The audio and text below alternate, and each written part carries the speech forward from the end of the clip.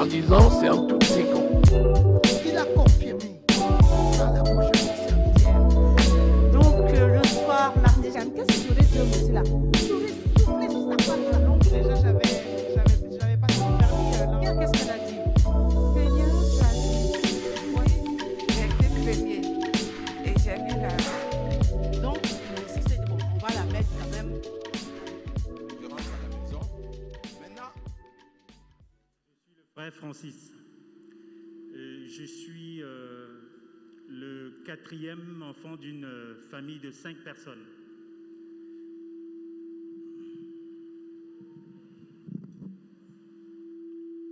Et je voulais vous parler de mon petit frère, qui est le dernier de la famille, qui est le Benjamin, qui a 5 ans de moins que moi. Il vit au Cameroun. J'ai été au Cameroun il y a quelques mois. Et pendant que j'étais, à chaque fois qu'il me regardait, il me disait mon frère, tu as beaucoup changé. Tu as beaucoup changé. Parce que quand nous avons grandi ensemble, on faisait tout ce que faisaient des jeunes ensemble. On était tout le temps en boîte de nuit, on faisait plein de choses ensemble. Et à chaque fois, il voulait m'inviter en boîte de nuit avec ses copains. Moi, je dis, mais je ne fais plus ça, j'y vais plus, moi. Et le dimanche, je me rendais compte que des fois, il sortait pour aller travailler. Et je lui dis, le dimanche, toute la semaine, je travaille, mais le dimanche, je consacre la journée du dimanche au Seigneur. En début de semaine, il est entrepreneur, donc il gagne des marchés, il construit des maisons, et puis il a quelques employés. Eh bien, qu'est-ce qui s'est passé en début de semaine? Il est allé travailler à environ 300 km de Douala, et leur voiture était tombée en panne.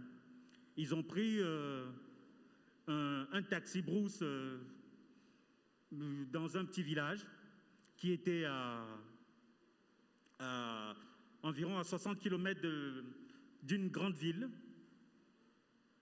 Sauf que c'était une voiture qui avait normalement 7 places et ils étaient 11 dans cette voiture. Ils sont partis de là où ils travaillaient à minuit passé parce qu'il n'y avait pas de voiture pour rentrer à Douala où il habitait. Sauf qu'à un moment donné, ils étaient sur une descente. La voiture allait tellement vite que le chauffeur n'arrivait plus à maîtriser. Finalement, ils ont fait un tonneau. C'est une branche d'arbre la voiture est restée suspendue sur une branche d'arbre. Ils étaient 11 dans la voiture. Il est le seul qui est sorti de là sans blessure. Tous les autres sont allés à l'hôpital. Tous les autres sont hospitalisés. Il est le seul. Donc, il m'a appelé hier à minuit. Il était minuit 5 à peu près. Nous avons parlé jusqu'à 1h30 du matin. Donc, hier, il a juré, il a promis qu'il donnait sa vie à Jésus.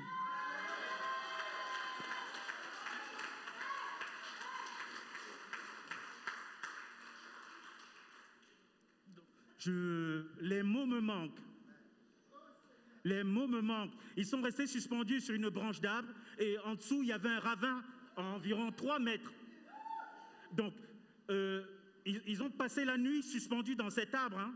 C'est le matin que certaines personnes, en passant par là, ont entendu les gens crier et ils sont venus les secourir. Mais lui seul a eu la possibilité de pouvoir sortir de la voiture.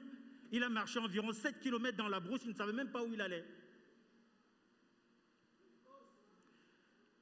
Je voudrais juste dire comment le Seigneur est fort. Le Seigneur est puissant.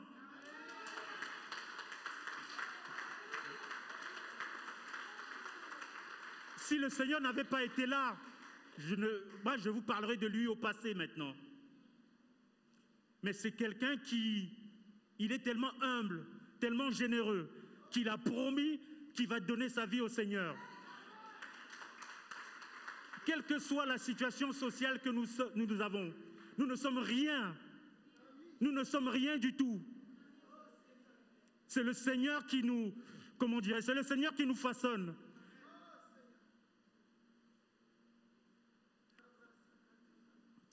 Je vais juste faire une petite action de grâce pour témoigner de la grandeur du Seigneur par rapport à ce qu'il fait au quotidien. Merci Seigneur.